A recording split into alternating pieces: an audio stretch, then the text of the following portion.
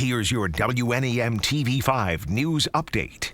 Good evening, everyone. I'm Meg McLeod. Here's a look at the stories we're following tonight. Coronavirus cases in Michigan continue to trend upward as daily average cases across the nation inch further to 200,000.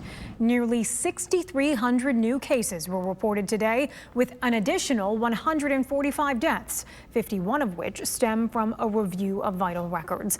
That brings the state's overall totals to more than 320,000 cases and more than 8,600 deaths. Michigan Attorney General Dana Nessel is investigating threats against canvassers in Wayne County after the two Republican members initially voted against certifying election results before changing course. Monica Palmer, chairwoman of the county's canvassing board, says she was sent graphic text messages threatening her daughter and her family's safety.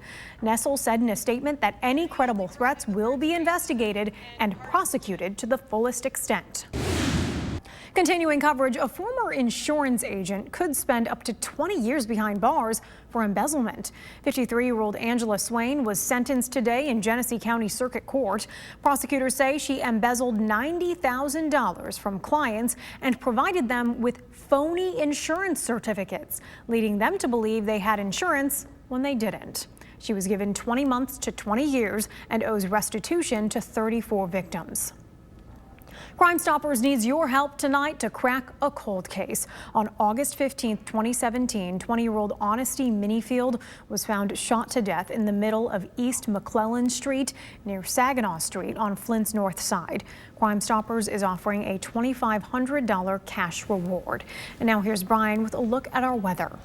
Thanks very much, Meg. Many of us on our Tuesday getting our first widespread snow of the season here in mid-Michigan, and it's all courtesy of a sprawling and slow-moving storm system that's going to prove to be a rather slow burn event for us. The snow that many of us have been seeing over the course of our Tuesday afternoon and evening will continue for a few more hours before starting to mix with and then change over to rain as temperatures warm overnight. That warming will largely come due to this warm frontal boundary draped across Illinois and Indiana, lifting north into the region, and even that, not the end of this storm system. The main low, the core of all of this, still back over the Oklahoma Panhandle, will follow a similar path toward us into tomorrow. And by Wednesday evening, we expect it to bring us another round of moderate to at times heavy rain before then we finally dry out into Thanksgiving. So it's winter on the front end, quick snow accumulations, and then everything melts as the temperatures warm and we change over to rain as we head into our Wednesday. As for the evening and overnight period here on the hour-by-hour forecast, by the time we hit about 9 p.m., looks like many areas south of the Tri-Cities and along I-69 will grab a brief break from the messy weather while we see most of the snow begin to retreat closer to the northern thumb and north of the bay. Similar story as we hit about midnight. Last holdouts of snow will really be along M55 and into the Gladwin and Clare areas, while it's changing over to rain intermittently as we hit the Tri-Cities and Flint by midnight. Then into the rest of the overnight period by 5 a.m. temperatures have elevated into the upper 30s and low 40s for most of us, changing everything over to mostly light rain. That'll continue as a light rain drizzle combo at times into tomorrow morning, tomorrow afternoon through 1 o'clock, before then we start to get another push of shower activity lifting into the region around the evening drive on Wednesday. That'll lead to a more widespread round of moderate to heavy rain for the first part of tomorrow night. And then it all finally gets out of here as we head on into our Thanksgiving. On the front end of all of this, still looking at around an inch or less of snow accumulation for the Tri-Cities, Alma area, Flint Metro and I-69, as well as the thumb. A general 1 to 4 inches for most folks northwest of the bay.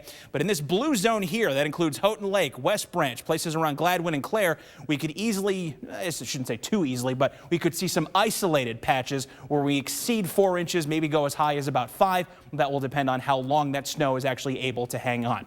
Temps starting in the mid-30s this evening will serve as our lows, then they'll rise overnight, changing our snow over to rain.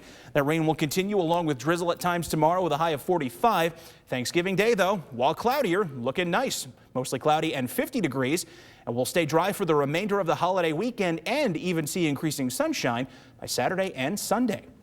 Remember to tune into WNEM TV5 on air and online 24/7 for the latest news, weather, and information.